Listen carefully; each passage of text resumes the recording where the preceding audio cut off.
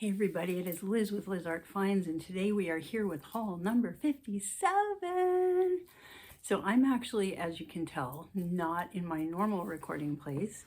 I'm recording this from Rhode Island from my childhood bedroom, and I did a little bit of thrifting this past few days, and we're going to share some of the things. Now, things in Rhode Island, the places I go here are a little more expensive than back at home. So I did pay up for some things, and I also went to the antique mall where I paid up for some things, but I think I will at least be able to double my money on all the things. So let's get looking. It is early in the morning here. By the time you see this, hopefully I will be home in Virginia. And let's get rocking. Let's show you some of the things. So, haul 57, what sold this past week. I had two things sell on eBay yesterday, so I think I'm going to talk about them in next week's video because I don't have a facility here to print out photos and things like that. So they're not very exciting things. One was a trinket box and one was like things that you put in a 3-ring binder to keep your papers together. So not exciting, but just a little bit of sales. And I mean, I had my shop off much of the week, so that's why. So let's look at what we picked up. When I first got up here, I went to Savers. I got this vase. Let's see if I can find something white to show you. Yes. So it is blue and green and purple. It is blown. It is not signed, which is weird. I've seen things like this online. I need to measure it and check it against the ones online, see if it's the same. They seem to have a slightly taller mouth and had a cork, and they were using them as wishing balls. But I've also seen some listed as vases, and this would make a great vase. It's gorgeous. I paid $4.99 for this beauty, and I think it's worth at least $18 to $24.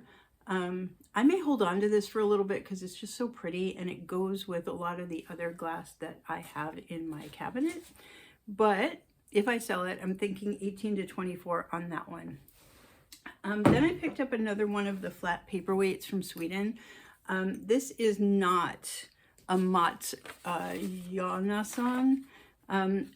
There are some of these that is basically this style, and they're signed at the bottom by a gentleman named Mats, M-A-T-S, and it's like Johansson, but it's flipped, so it's Jonasson, S-S-O-N, and his stuff is worth more than the ones that are not signed.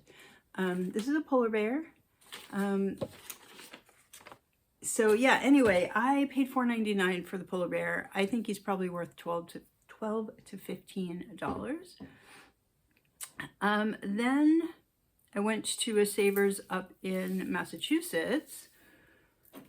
I found this dish. Now this is this is made in Japan. Actually has a little sticker that says made in Japan. There's also some sort of a signature on this. I don't know what that is, at least not yet. This is a pretty popular pattern. It sells pretty well. Now the bigger plates in this sell for a good deal of money. I paid $3.19 for this guy.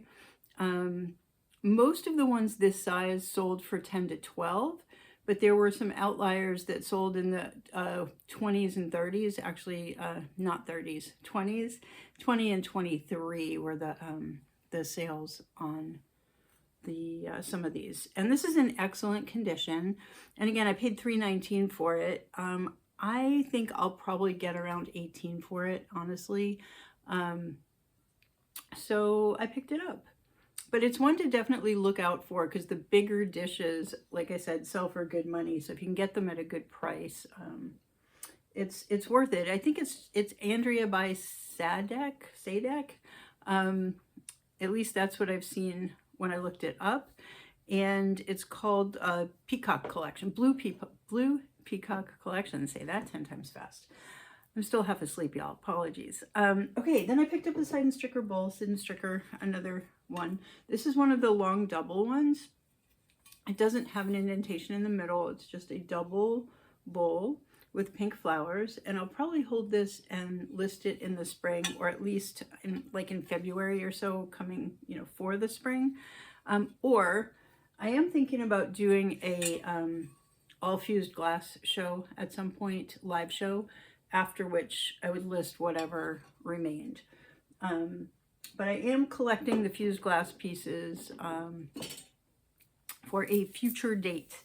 Then my mom was with me on this trip, and I decided I was going to leave this because it was not signed, but Mom convinced me that it was worth picking up. So I paid $4.80 for this paperweight. It's probably worth 12 to 18, maybe a little bit more.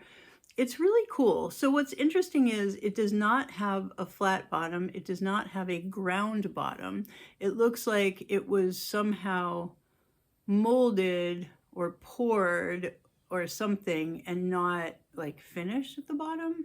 So I'm not quite sure what the technique is on this, but what's good about it is the glass is very clear. There's no bumps, no bruises, no dings. There's a lot of bubbles in the glass, but it looks like that was part of the design. Now, apologies for my ring light here. This is my mobile setup, and it's still a little bit in process. I need to find a better mobile setup. But for now, that's this guy.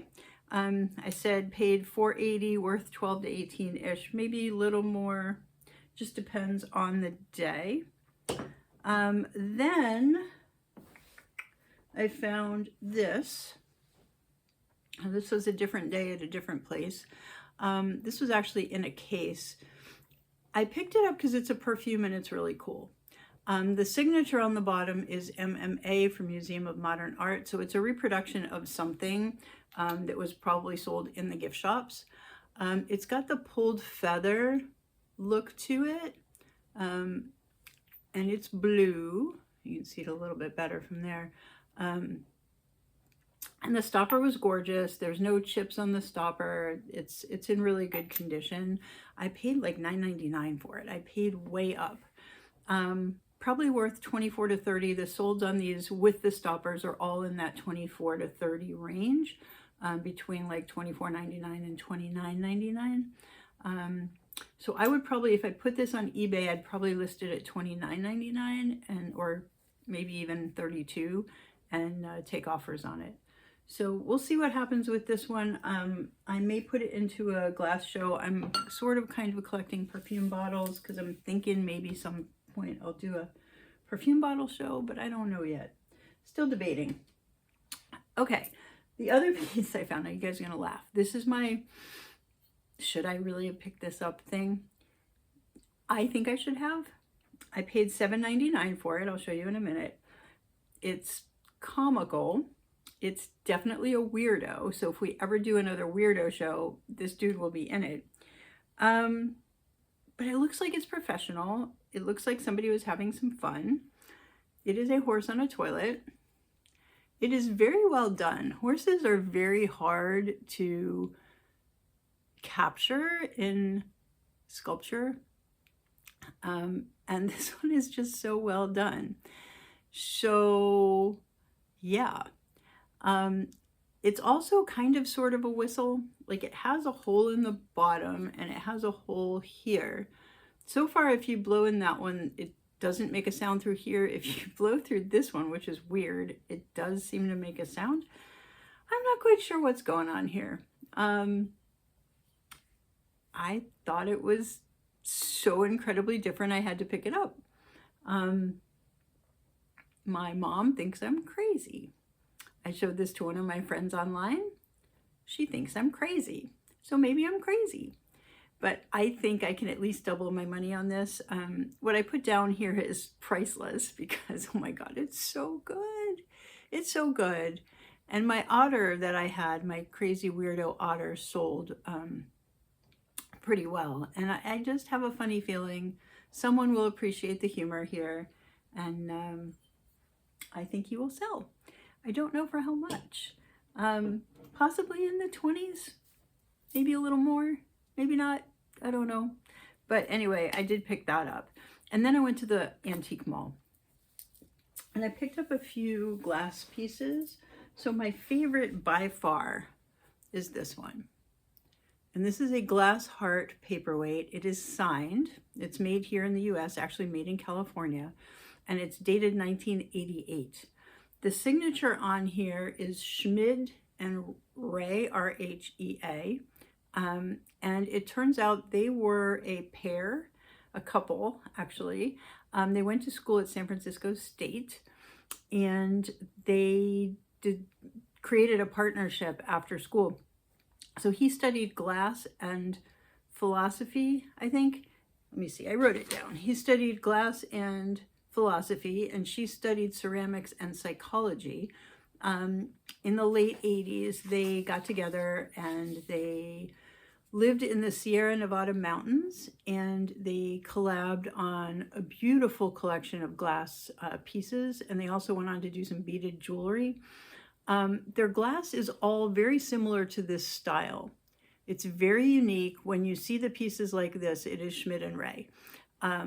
Different colors, but very, very similar designs. It's very, very, very specific. So if you were to look up Schmid and Ray or do a Google Lens search on this piece, there's lots of pieces, similar styles, hearts in different shapes and different colors, but the inside, the design is very, very similar to this. So they collabed on contemporary paperweights in unusual shapes. Was kind of their thing. And then they went on to do the beaded jewelry. So Michael Schmidt and Sonia Ray. And I looked up Michael Schmidt right now, and I can't find him as a working artist. There is a Michael Schmidt in the glass industry, and I may reach out to him and see if he's the same guy and see if he wants to come on for a little interview, if he is. So yeah, there's that. So that was, I think, my most exciting thing. I paid $12 for the piece.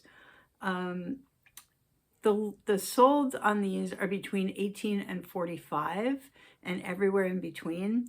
I'd say most of them are in the 20s and 30s, and I would probably, if I were listing this, I'd probably list it at 36 and take offers on it, maybe 32. If I'm running it in an auction, of course, I would start at less and see where it ended up. And I'm not sure what I'm doing with that. I like it a lot, so it may end up in my personal collection for a little bit. I'm not sure yet. Next thing I found was really, really interesting. I found a couple ornaments. They're cats. They will probably be held for my May cat sale. They're Laurel Birch Angela cats. And what's interesting about this, if you look them up, they came in sets of 3 or more. Like they came in a styrofoam package. And there were different sets, like the back of this one says set 2 and the back of this one says set 5. One was set 2, one was set 5. What I found interesting is nowhere on this does it say Laurel Birch. Now the design is clearly Laurel Birch. And all the listings say Laurel Birch, but the actual pieces here, they say the Bradford editions, the Bradford editions, Fantastic Angela cats. And they're angel cats. The cats, they basically have 2 wings. You can spread them if you like. Right now I'm keeping them flat for travel. They're each individually numbered on the back. You can see that's written in like a gold sparkle pen. And they're dated 2001. Okay, so there was a collection, different sets. I picked these up for $10 each, and I did because when I looked them up in the store, all the solds were right at $25. $24.99, $24.99, $24, like down the list, different colors, you know, fat cats, skinny cats, all of these, the solds were all at $25. So I picked them up for $10 each. There were more, but I wanted to see how these did. And I picked the ones that I thought were most colorful and most interesting. So yeah, I got those. And then this booth, the lady in this booth was having a sale.